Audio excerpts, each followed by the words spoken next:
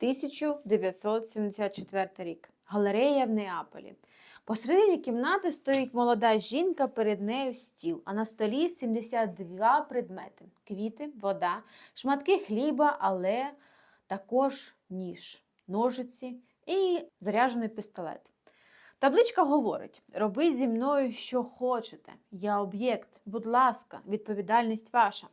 Вона простояла 6 годин. Люди спочатку давали їй квіти, потім різали її одяг, малювали на тілі, і один приставив пістолет до її скроні. І вона не рухалась, не зупиняла про перформанс, не кричала. Це було безумство, це було мистецтво. Її звати Маріна Абрамович, і сьогодні ми поговоримо про те, чому вона називає себе бабусею перформанса, і чому весь світ з нею погоджується. Вона народилася 30 листопада 46-го року в Белграді. Тоді ще Югославії, тоді ще соціалізм. І її родина – це не просто родина.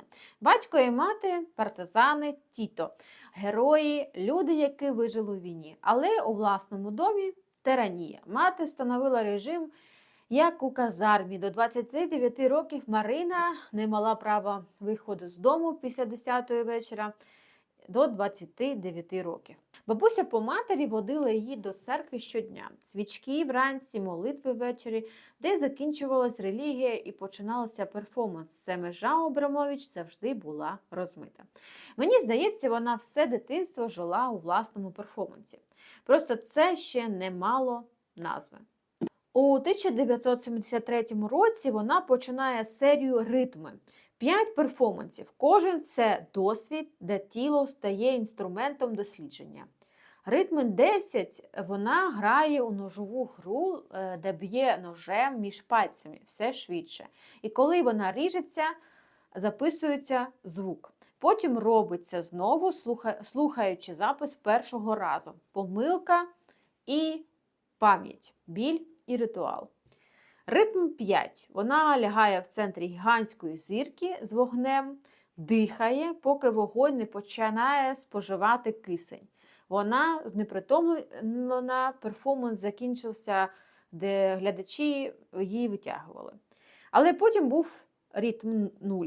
Те саме кімната в Неаполі, той самий стіл і 72 працівники. Після 6 годин, коли перформанс закінчився, вона зробила крок назустріч глядачам. Ті, хто щойно різав її одяг, кинулися геть, вони не могли дивитися її в очі. І це є мистецтво, яке ставить запитання, а не дає відповідь. Але є ще одна частина її історії, та, що болить інакше. У 1976 році вона зустрічає Улая Лейзепена. Вони становляться партнерами у мистецтві і в житті. І наступні 12 років – це один безперервний перформанс на двох. Вони жили у фургоні, перетинали кордони, стояли обличчям одне до одного годинами, кричали один на одного, поки не закінчувалося дихання. Один перформанс вони тягнули одне одного за волосся, інші стояли між двома стінами галереї, і кожен відвідувач мав протиснутися між їхніми тілами, щоб зайти. Все на межі – тіло, стосунки, мистецтво. Але у 1988-му вони вирішили розлучитися. І навіть це зробили як перформанс. Кожен вийшов з протилежного кінця Великого Китайського муру.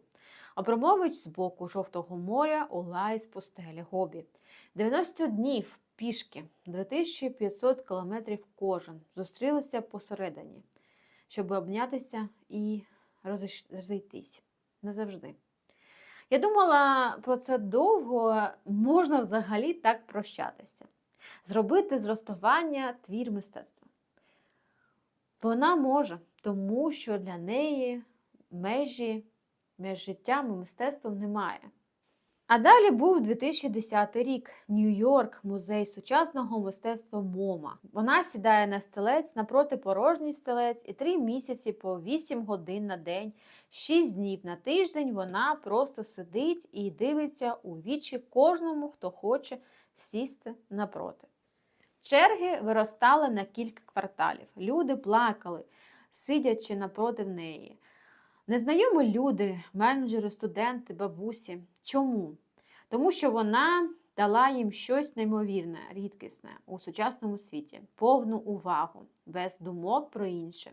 Просто я тут, я тебе бачу. 736 годин, 1500 людей. А потім прийшов Улай. Я дивилася це відео, я дуже плакала.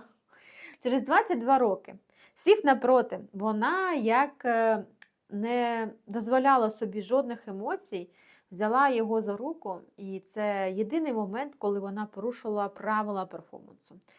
І у цьому весь Абрамович. Вона може все контролювати, але не любов. Чому вона бабуся перформансу? Не тому, що вона стара, а тому, що без неї не було б цього жанру. Вона першою довела, що мистецтво – це не об'єкт, який можна купувати. Це момент, це присутність, це досвід між людьми. Її тіло – це полотно, її час – це матеріал, її біль – це питання до нас. А яке мистецтво змушує вас зупинитися і задуматися? Напишіть, будь ласка, у коментарях. А мене звати Анастасія. На цьому каналі я розповідаю про мистецтво та митців. А я також митець, і мою роботу ви можете побачити на моїй сторінці в інстаграмі по QR-коду або за посиланням в коментарях на Саачі. Я вам дуже дякую за перегляд. Якщо вам сподобалось, будь ласка, поставте вподобайку. Якщо ще не підписалися, будь ласка, підпишіться на цей канал. Тут дуже багато ще цікавого. Я вам дуже дякую і до зустрічі у наступному відео. Па-па!